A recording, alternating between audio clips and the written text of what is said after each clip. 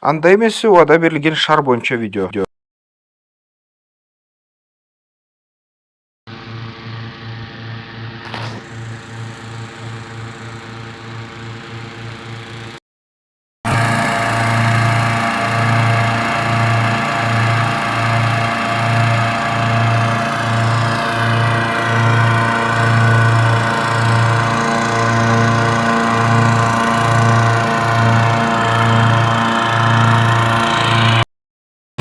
Биз учуп турган шар азыр аба менен толтурулуп атат, анан ошол аба жылытылат. Ошол шарлар учууга даяр. Ушундай абалга жеткенде анан бул да учат.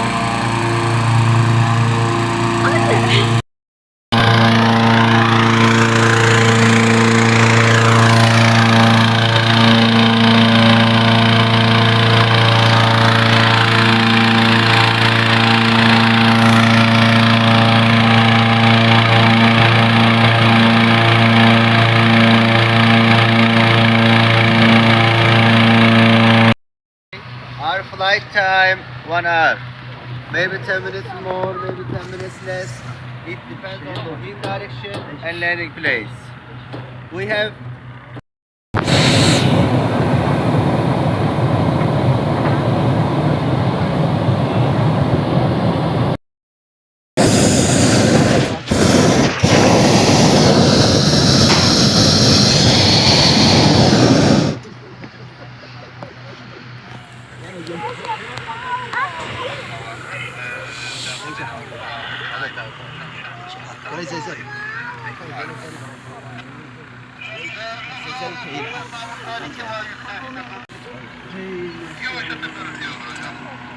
Мынакей учтук, көтөрүлдүк асманга. see the cake is there.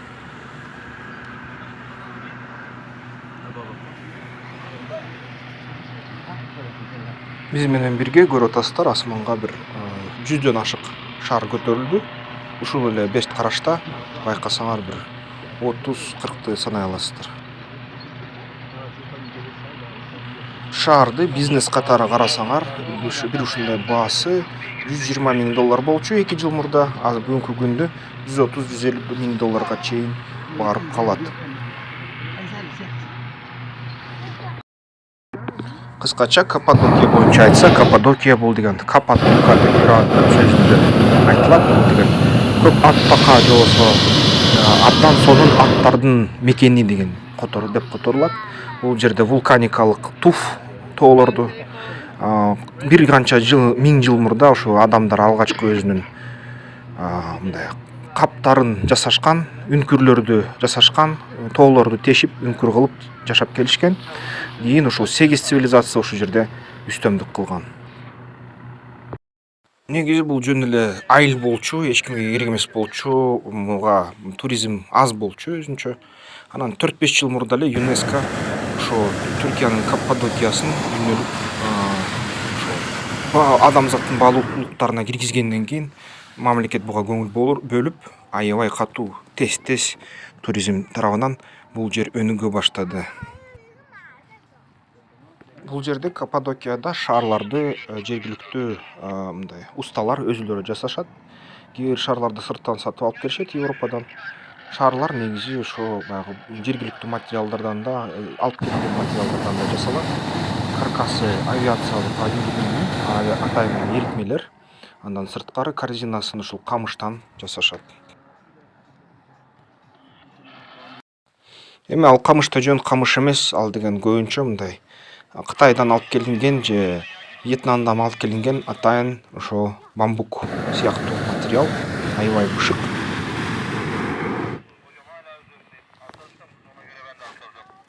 Пилоттун окуусу Түркияда $1,500,000 $4,500,000 чейин турат. Пилот атайын лицензия алат жана уламдан текшерилип турат. Пилот бул жерден абдан мындай баалуу киши, анткени бул шар менен башкарыш үчүн абдан көп жөндөм керек, ден соолук керек. Шарлардын өзгөчөлүгү бар, бул деген самолет эмес, вертолет эмес, муну шамал ар бир айдай берет. Ошону түшүнүп, газ да тез түгөнөт 1 сааттын ичинде, ошону түшүнүп туура башкаруу бул абдан чоң жөндөм. шарларды тейлеш үчүн, бир шарды тейлеш үчүн 8 кишиден кем эмес команда керек. Андан сырткары ошол ар бир команданын мүчөсүнүн маянасы кеминде дегенде $400-500 да, еврога тете. Пилоттун маянасы бул жерде Каппадокияда $1,500. Ошол эле пилоттор Европага барса, маянасы $8,000 чейин чыгат, $8,000-15,000 чейин.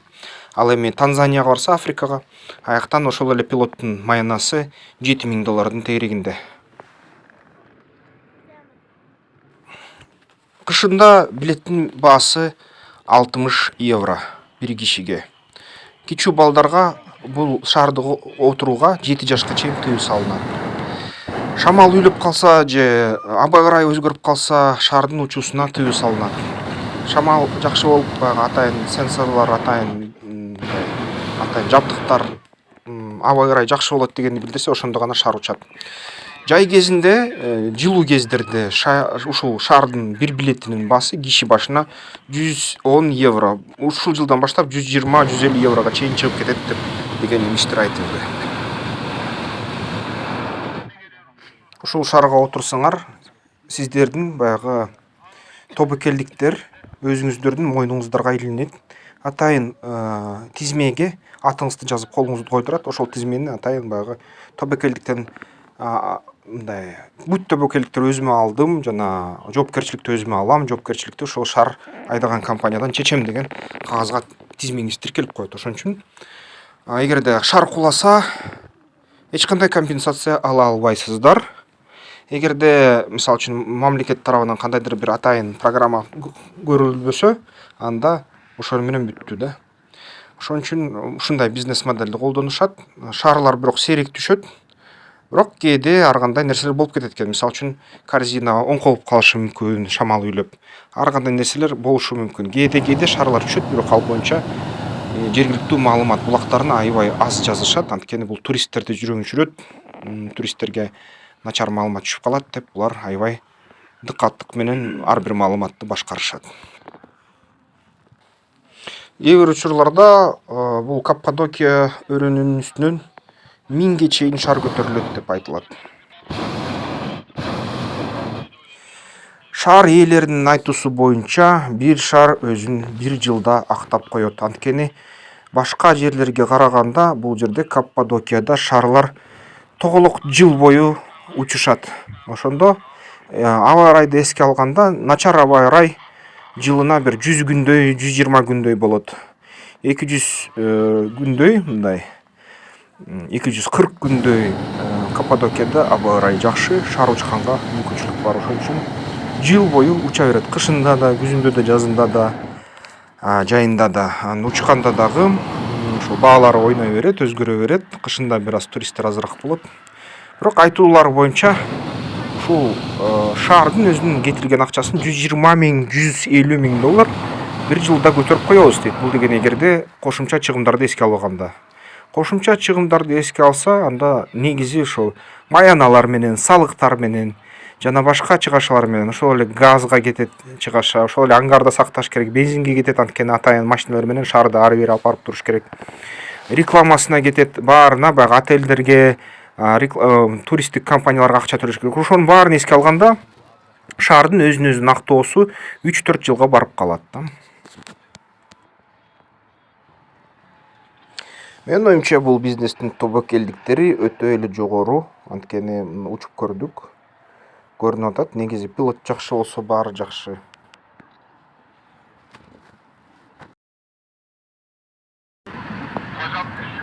Şu anda acaba yer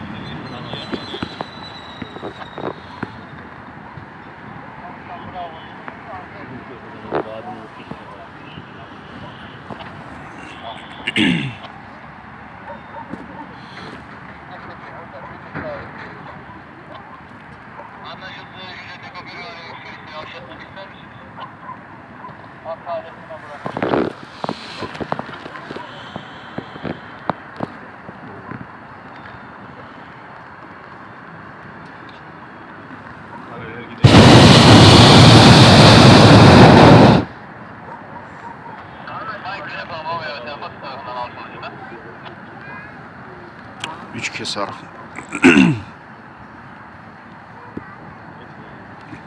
жердің мұрынғы негізі чеп екен. Шыл чебінен анан қарауыл жүргізіп, дұшман жақын болғанда тез шарға хабарлап, аскерді дайындыққа шақырған жер екен.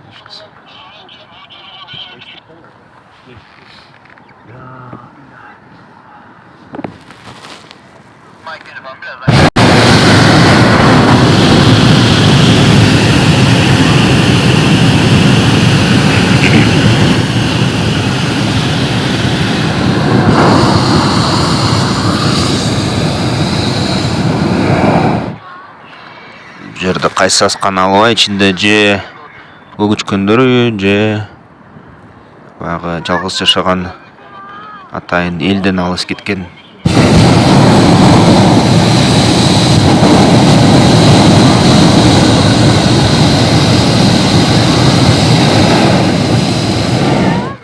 Ол адамдардын ушундай жашаган үйлөрү экен.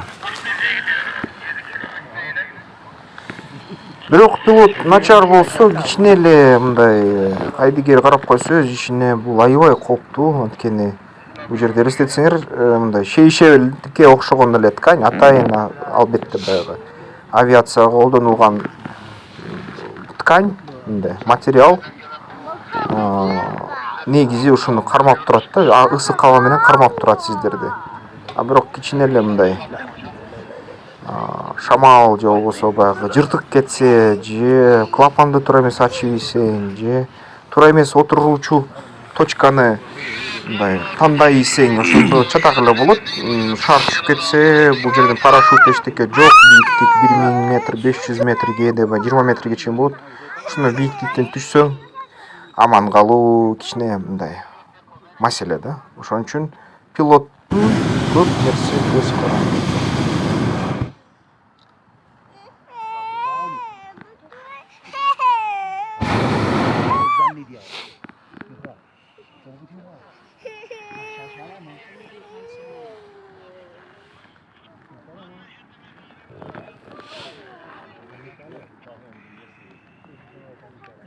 Бул жердин пилотторунун да өзгөчөлүгү, мындай абдан ылдый түшкөнгө аракет кылышат. Аябай тажрыйбалуу пилоттор керек болсо 10-5 метр бийиктикке түшүп туруп, кээ бир отелдердин чатырына 1-2 метр калганда ушинтип учуп өтүшөт да.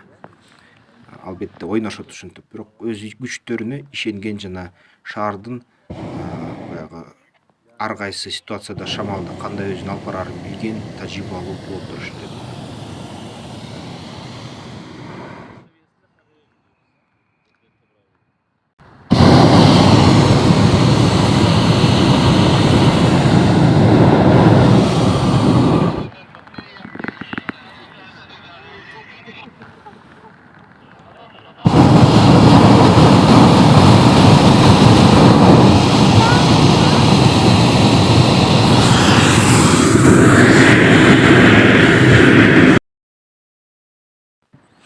Шаардын ичи абдан жумшак материалдар менен төшөлөт, анткени кышында да жайында да иштейт эмеспи.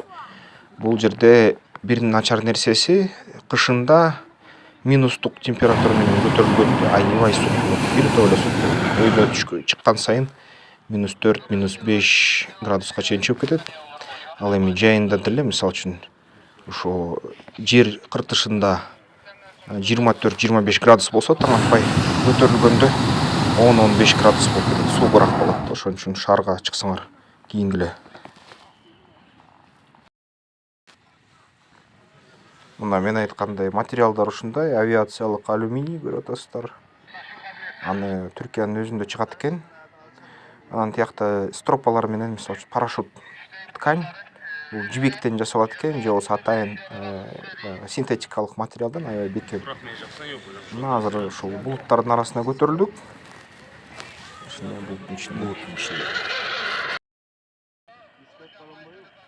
Мурун ошо Биринчи дүйнөлүк согуш кезинде шаарлар менен ушинтип салгылаш болуп аткан жердин үстүнөн учуп 2 километр аралыкта же 1 километр аралыкта ошол аскерлердин бири-бири менен согушуп аткан карталардын диспозициясын тартып, анан ошо атайын көгүчкөн менен армияга жиберчиле да. Жиберип туруп, анан ушундан кийин согушту эмки кадамдарын пландаштырчыле. Албетте биринчи дүйнөлүк согуштун аягында ошол шарларды аэропландар менен сого баштады. Ошондо колдонбой калды да.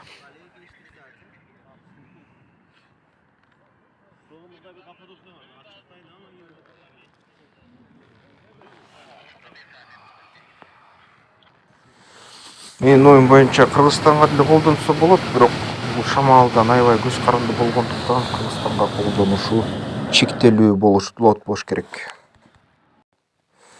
Бир аз түшүнүксүз да, көрүнбөй жатса да керек, бирок могул аскалардын ар биринде үйчө бар да, кичинекей үңкүр бар, бөлмө бар, складдар бар, ичинде ошол жергиликтүү калк баягы бышкан мөмө жемиштерин сактайт, эгинди сактайт. Мурун ушул жерлерде баягы олуя деп аталган ыйык адамдар бекинип алып жашашчу, эл менен сүйлөшпөй бүт мындай ар бир тоонун ичинде ушундай олуянын үйү бар болчу да. Андан да мурун ушул аскалардын ичине баягы өлүп калган өлүктөрүн ушундай киргизип салышчу, үй жасап.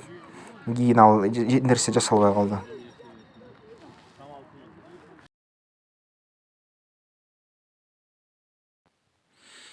Ошентип биздин баягы учуубуз 40 мүнөттөн 50 мүнөткө чейин уланды. Бирок баягы отурардын астында 1 саатка чейин созулуп кетти. Бул жерге албетте кескиледим, кээ бир файлдарды, кээ бир баягы видеонун бөлүктөрүн кескиледим дагы. Баарын тарткан эмесмин, ошон үчүн 28 мүнөт. Негизи ушул 1 саатка чейин материал бар болчу да. Ошентип анан шар менен көтөрүлүп алып, тегеректи карап, суктанып отурдук бир четинен үшүп. Бирок баягы шарга отурардын астында албетте түрктөр ысык чай, кофе беришти, ысык нан. Ошол көп жардам берди. Мындан кийин бул жерде кооптуу момент, бул шар отуруп атканда шамал үйлөбүп, корзина оңкурулуп калды ичиндеги кишилер менен. 16 киши бар экен ичинде. Бир корзинага баса 18ден 36 кишиге чейин батат. Ушундай стандарттык корзинага. Булар жыгылып калышты, көрдүк асмандан. Аман эсен болуштугу деп ойлойм. Конуу да оңой эмес экен.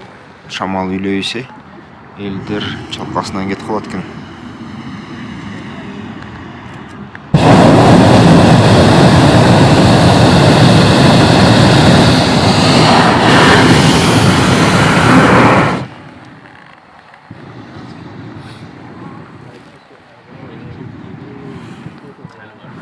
Азыр биз да конобуз, анан кичине кооптуу, ошон үчүн съемка токтотулат.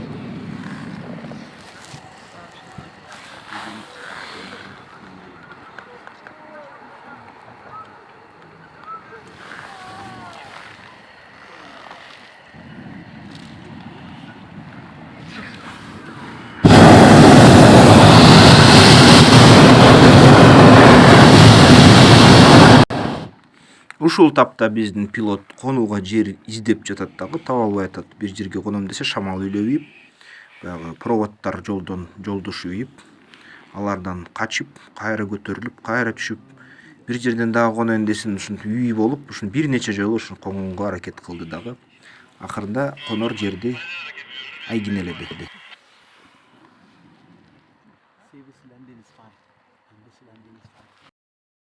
Бир ал салып кетти.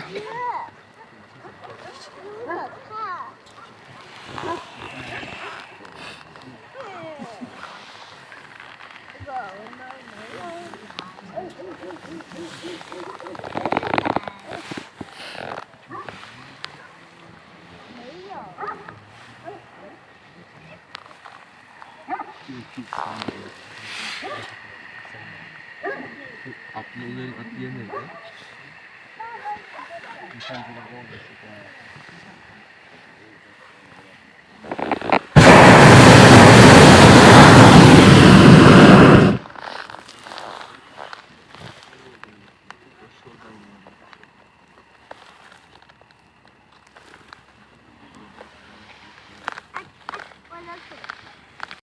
Мына ушул видеону карап, түрктөр кандай жашайт экен, короолору кандай уюшулган экен көрүп алдыгар да. Мекемелердин ички түзүлүштөрүн асмандан көрүп алса болот экен ушундай.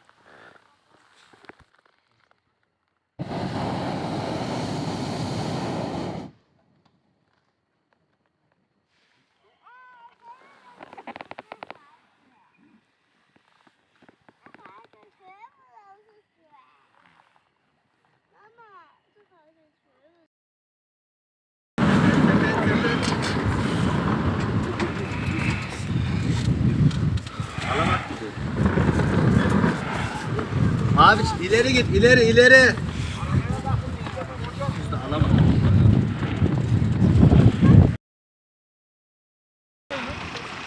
Göremeden 10 kilometrге 3 kisar nары бер жағы өзүнө шарды алып кетти шамал менен. Ошол кондук.